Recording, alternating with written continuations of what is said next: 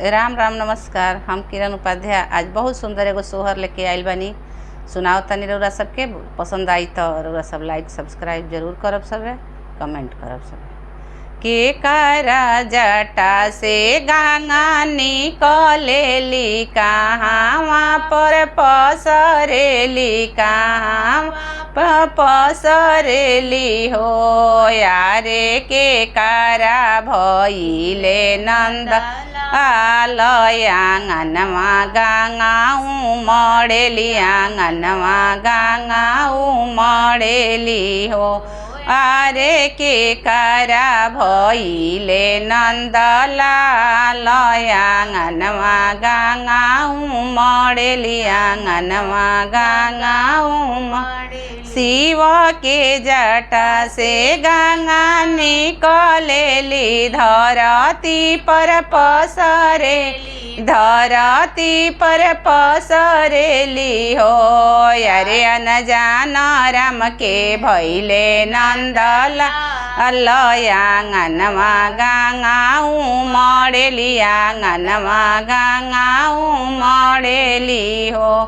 अरे अनजान राम के भइले नंदलाल आंगनवा गंगा उमड़ेली आंगनवा गंगा उमड़ेली हो मचिया बैठल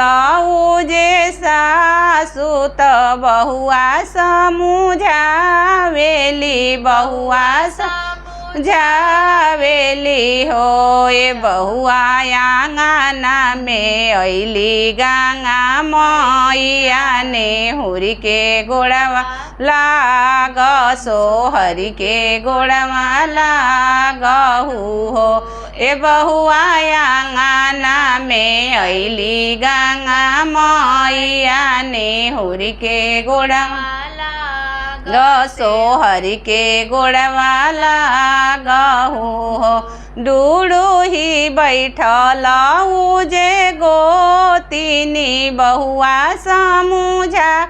वेली बहुआ समुझावेली हो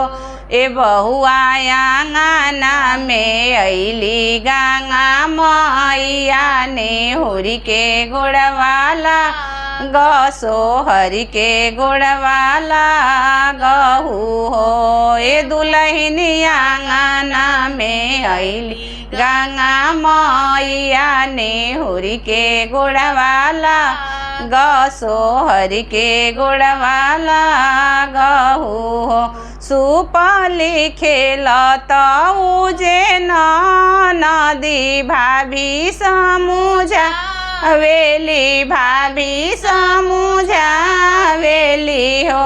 ए भाभी आंगना में अइली गंगा मैया ने हुरी के गोड़वाला सोहरी के गोड़वाला गहु हो ए भाभी आंगना में अइली गंगा मैया ने हुरी के गोड़वाला सोहरी के गोड़वाला गहु हो।